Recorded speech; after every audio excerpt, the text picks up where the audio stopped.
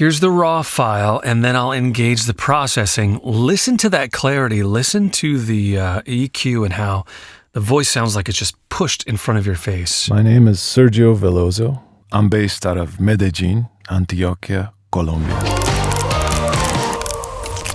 So Sergio reached out to me because he wanted my help to improve his voiceover microphone sound. The mic he's using is an Audio-Technica 875R, and he's going into a Focusrite 2i2 4th generation audio interface. And he told me that his room is basically a closet, and there's not much sound treatment when it comes to panels. It's just clothes. He's got a closet that's full of clothes. It's kind of packed in there. And then he said he's using a mattress in front of the door to kind of lock himself in. And the hopes here is what he was trying to do is to try to seal himself in from the outside noise. He wanted to prevent the outside noise of things in other rooms or outside the house from getting into the closet, so he can kind of isolate himself. Sergio is using Adobe Audition for his DAW, and he had asked me to create a custom processing preset for him using only Adobe Audition stock plugins. Adobe Audition, the plugins that come with the DAW are absolutely capable. The only thing that I did use was Isotope's RX11 mouth declick, because he had that already, so I didn't want him to have to buy anything additional, any additional plugins to get the sound, but he already had RX11, and I felt that the mouth declick was needed in his situation, and I think it does help. I'll play that for you so you can hear the difference with and without it. But other than that, it's all Adobe Audition stock plugins. I think it's always a good idea to kind of take a look at my raw file diagnosis chart and get an idea of what we're up against here. So let's listen to the raw file. That's his capture with just the microphone going into his audio interface, the Focusrite, with no plugins, no processing. I just want to hear what the microphone is capturing. And we're going to kind of grade 5 different categories here, and I'll give you an idea of where we are, where do we stand. And this is why. The better your raw file capture is, the better the processed file can sound. So when I ask somebody to send me a raw file, that's how we begin working together. I want to get a sample of what your microphone is capturing, what the problems are. I want to see and hear all the dirty little secrets. I want to hear the noise. I want to hear the quality of the microphone. I wanted to hear the noise in the room. I want to hear the reflection sounds. And this will help us one by one attack those to try to optimize any of those things so we can just kind of improve. So I need to hear a raw capture. It gives me a really good idea of what we're up against. So let's listen first to the raw audio capture from Sergio. And so I'll play this for you, and then we'll walk through that diagnosis chart. My name is Sergio Veloso. I'm based out of Medellin, Antioquia, Colombia. The microphone used to record this audio you're hearing now is a Audio-Technica 875R.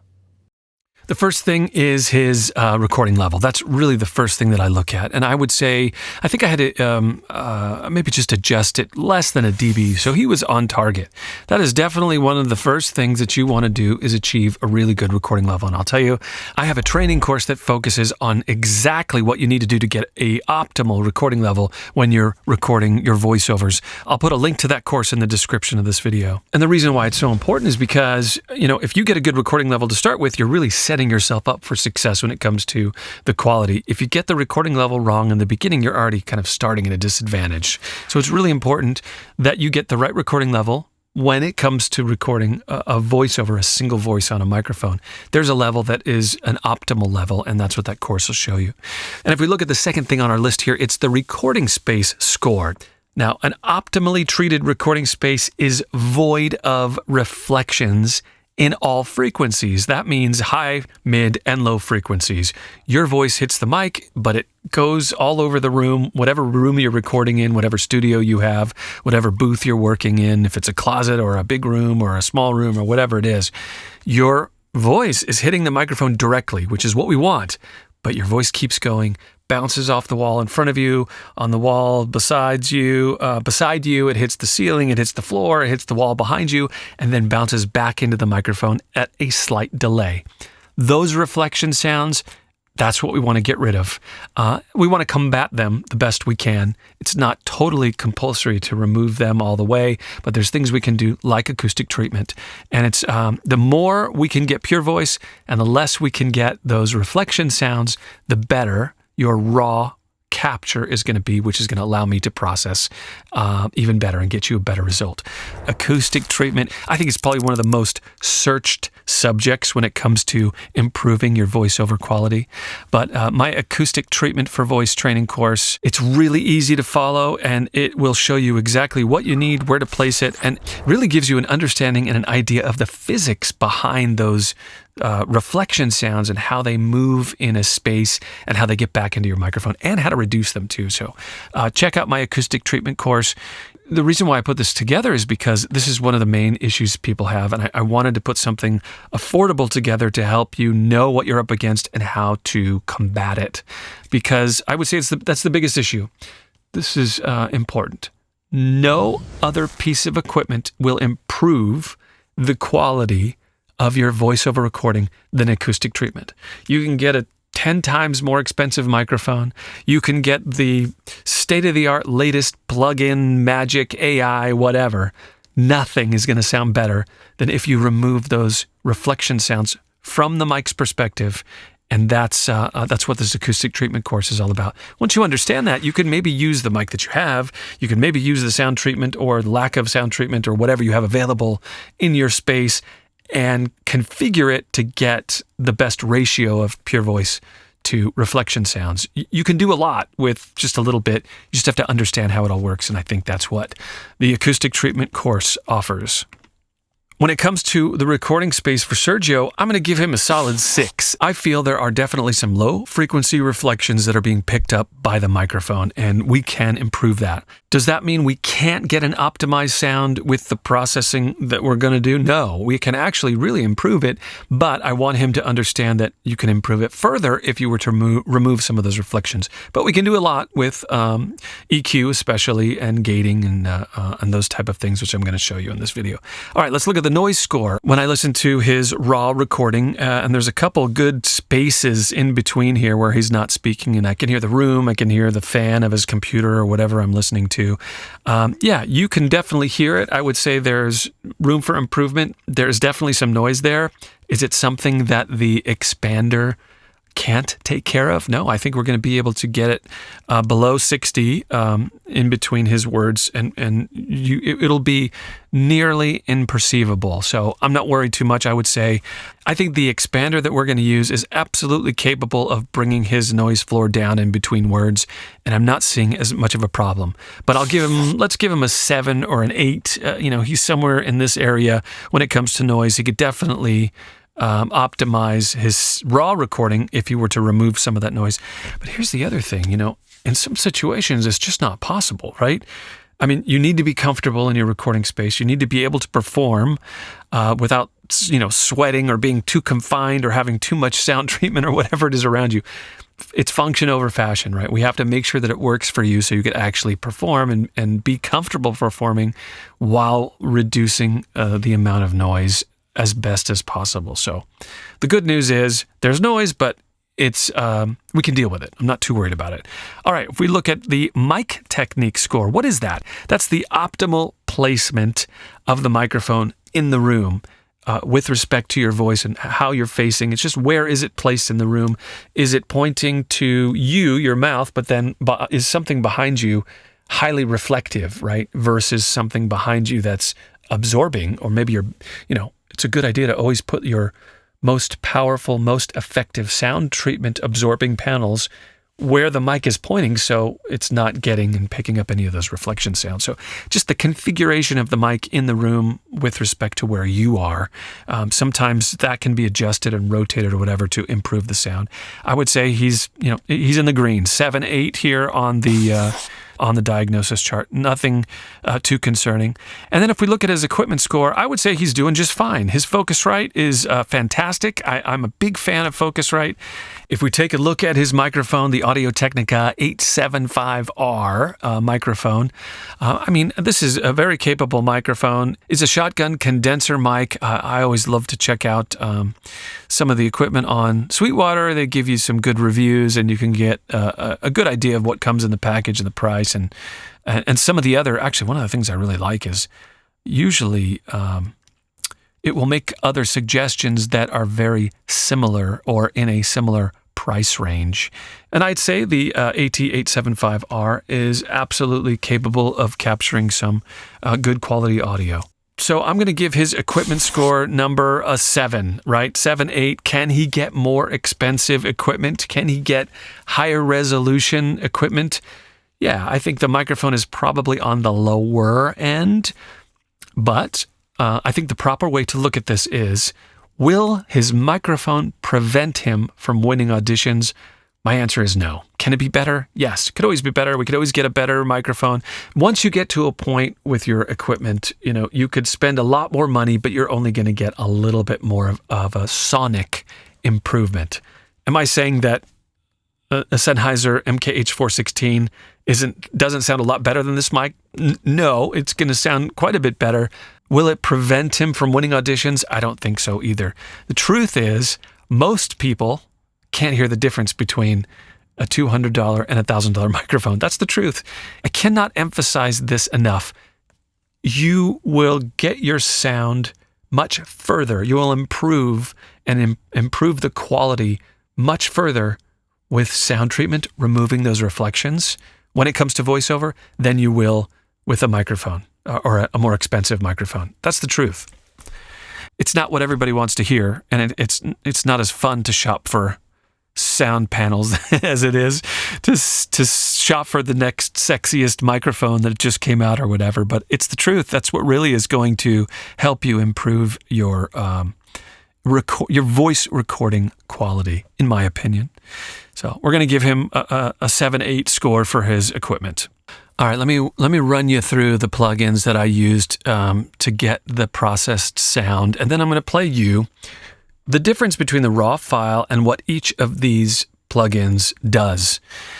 The interesting thing, this is the Isotope RX11 mouth to click. The interesting thing about this is, generally, I will keep the sensitivity at the default. This is where it comes, and then I'll increase the click widening just a little bit, maybe 0.4, 0.5, 0.6. It just depends on how clicky the raw file recording is to begin with. And he's got some clicks that I wanted to remove. Yes, you can use Isotope's products, some of the plugins, to go in surgically and remove each one of the clicks that you find, and the mouth clicks or whatever. I like to just slap this plugin on and be done with it. It does such a good job at removing mouth clicks in general that if you have to go through and remove more of them, maybe there's something else going on. Maybe there's another issue to where you need to kind of think about your mic configuration or hydrating yourself more or whatever. I know some people are just bothered by the clicks, like it drives them crazy. That's cool. If you want to get rid of them, you can. Personally, I come from more of a live broadcast world. So, mouth noises is part of natural communication. Also, I'm a musician, and I've recorded music for decades, and breaths are kind of not only part of communication, but in a song or performance situation, breaths could be an instrument and part of the tempo and part of the cadence of a percussive portion of the song too, right? So it just depends on where you are. You can do whatever you want to make yourself happy. I think that's the more important thing. You want to be confident about your sound, so do what you need to do. This is the last thing I'll say. Will the mouth clicks prevent you from getting the audition? Maybe, if it bothers that person. But if going through every single, millisecond of your recording to try to remove every single mouth click, how many hours is that going to add on your day for auditioning if that's what you're doing, or you have to go through an hour's worth of audio and you're going to go through all that? It's a balance you've got to figure out. That's my take on it anyway. Let me engage it. I'm going to engage just the mouth click plugin, and I want you to take a look at how this will reset when I start, but I want you to take a look at how many clicks in real time it is working on. My name is Sergio Veloso. I'm based out of Medellin, Antioquia, Colombia.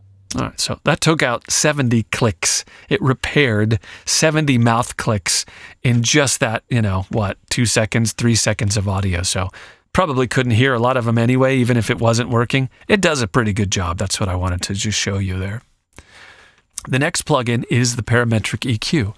And I want to mention this, that, I love the F6 EQ by Waves. That Parametric EQ is a tool that allows me to get the result that I'm after in my head and what my ears are drawn to, what I want to hear. It's a tool that allows me to get to that destination quickly and easily. Can the stock plugin from Adobe Audition get a sound that's just as good? Yes. Can FabFilter's EQ do that same thing? Yes. Can the stock plugin from Logic, can other, the Nova EQ that's free from Tokyo Dawn Labs, can that do a good job? Yes. And all the EQs can do the job of shaping. It's more like which tool helps you get to your goal easiest or quickly. That's really kind of what it's about. I keep threatening to do this, but I think what I want to do is I want to EQ a voice and then listen to the same settings on the EQ on like 5 or 6 different EQs. So you could see that they all do the job. It's just which one do you want to use to get that job done. When it comes to fixing, which is what we're doing, we're balancing the frequencies here. And you can see that because what I want to draw your attention to is because of the low frequency reflections that are being reflected off the walls. They go through the close that he has. They go through the close. They bounce back and back into his microphone at a slight delay. Those low frequencies are causing that boxy, low rumble to be a lot louder than the other frequencies. So what I've done here, it looks kind of odd in this particular EQ setting, but what I've done here is I've reduced a lot of low frequency material and then raised up the entire EQ here, 6.6 decibels. Because of the imbalance that's happening in his closet with his shotgun microphone, it's picking up reflections that are amplifying those low frequencies. And this EQ is balancing that. It's rebalancing it. So what I want you to listen for is a balance of frequencies. Before the EQ, those low frequencies are much louder. After I engage the EQ, you'll see that the high, mid, and low frequencies are represented more evenly, giving you a more balanced, clear, and pleasing sound. My name is Sergio Veloso. I'm based out of Medellin, Antioquia, Colombia. My name is Sergio Veloso. I'm based out of Medellin, Antioquia, Colombia. You might not like that EQ'd sound. That's okay, because it's really right here, I'm not going for what sounds good. I'm going for balance. So you might think, wow, that sounds really bright, or the sibilance now is too much. Understand, I'm with you. And that's where we'll use some other processing like a De-esser and some other dynamic modifications to rein some of that in. But I'm going to play for you again the pre-EQ and post parametric EQ for balancing, and I want you to hear, my objective and the whole goal with this plugin was to just make sure that all the frequency spaces were represented evenly. I want balance. Let's listen to it again, and this time I'm going to start with the EQ engaged, then I'll disengage the EQ, and then I'll engage it again so you can hear the difference. First, engaged. My name is Sergio Veloso. I'm based out of Medellin, Antioquia, Colombia. The microphone used to record this audio you're hearing now is a Audio-Technica 875R. Balance does a bunch of things. It allows it to translate better on different platforms, and boy, what a a benefit that is, especially if you're doing auditions or if you are telling a story or you really want to communicate. Think about when we do, or when voiceover people are doing auditions to try to do, on platforms to try to become the voice of a character, or they try to become the voice of a narrator for a project, or they try to become the voice of a company for that product, for an advertisement, right? What you're doing is you want to do the best you can to try to get somebody to feel an emotion, right? If you're the voice of X product, you want people to be engaged by the story that you're telling, so they'll hopefully want to buy the product to make the company successful, so that company will come back and have you do the next round of advertisements for them, right? So the idea that reaching balance, and this is one of the things I want to do as an audio engineer, and something that you can do if you're engineering your own stuff. One of the things I work toward is that balance. So no matter if they're listening to it on Bluetooth speakers, or they're listening in the car, or they're listening on their earbuds or earphones while they're exercising for an audiobook, whatever the listeners or the receivers of your content are listening, you want to make sure that Translate sounds good on all those devices. And the best way to do that is to have balance, okay? That's one thing.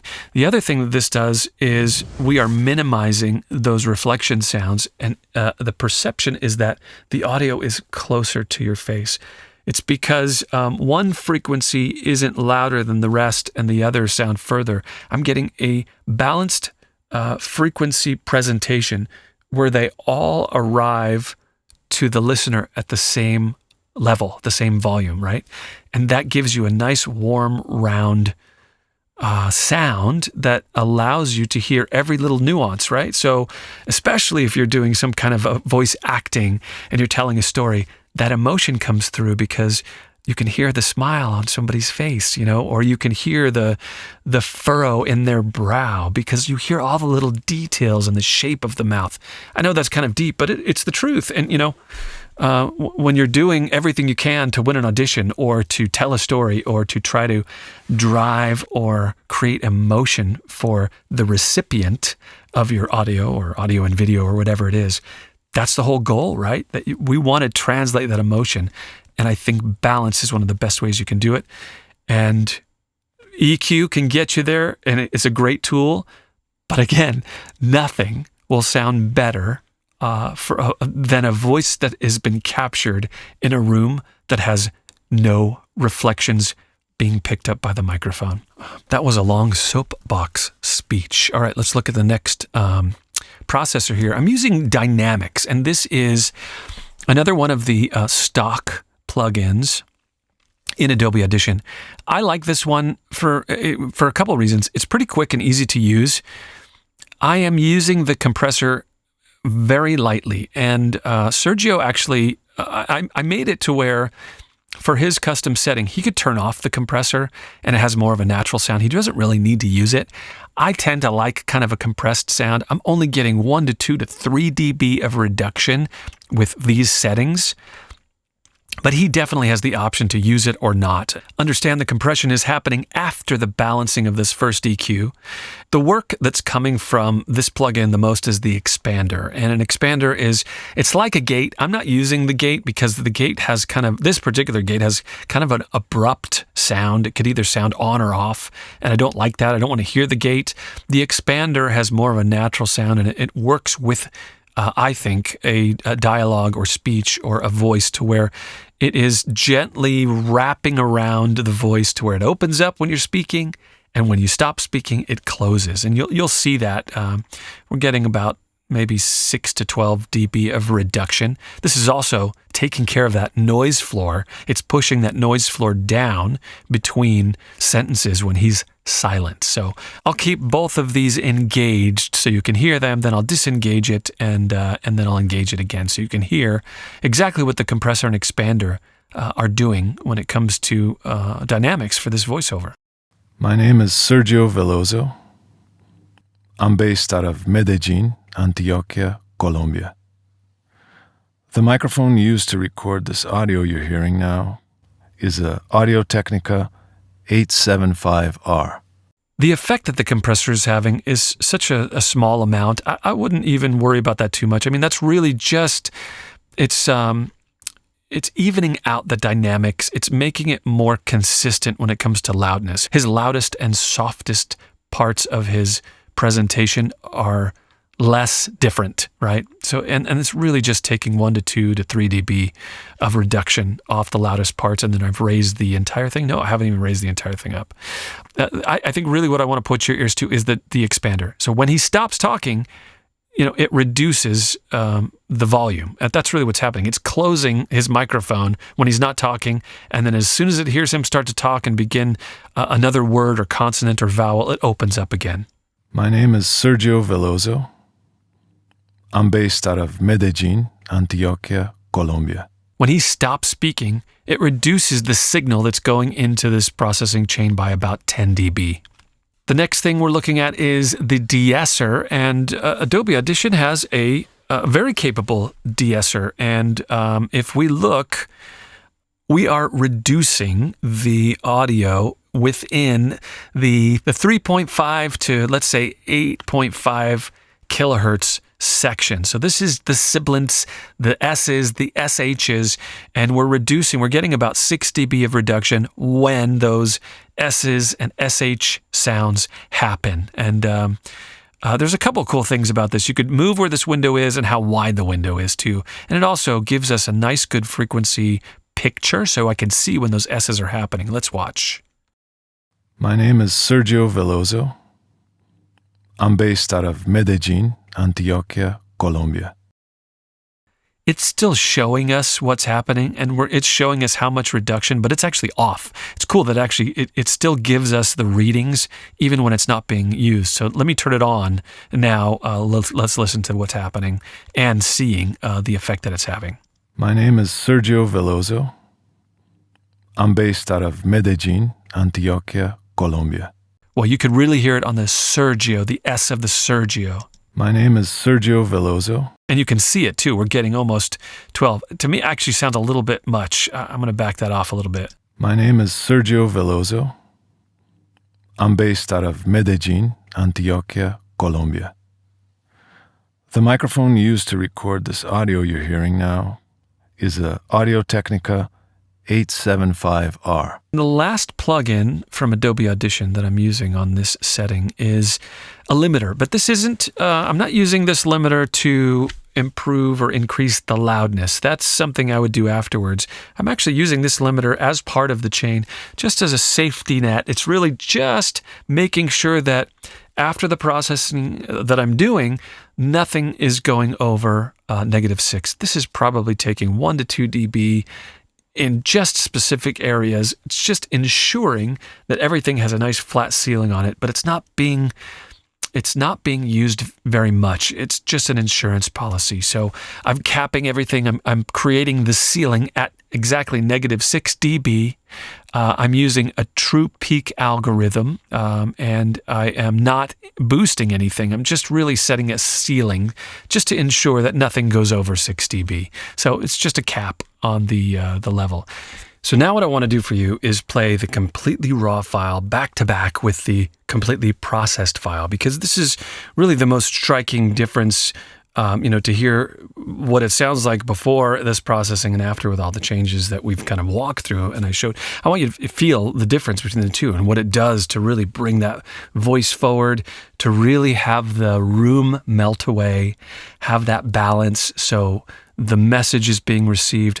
And you're allowed, when you listen to it, you're more allowed to hear the personality, to hear the emotion, to hear the story and the message, and let your mind draw a visual instead of what you perceive is coming through because of the imbalance or because of the noise or whatever it is, right? I know that sounds really ethereal, or I don't know what you call it. It sounds deep, right? It sounds like it's psychology, but I mean, we're all in our head when we're making these recordings and we want to put our best foot forward. And I as a creator myself, and when I create my own recordings and put together audio and want you to hear me and hear my vibe and hear what I'm trying to teach you, I don't want you to hear the processing that I'm using right now. I don't want you to hear my room.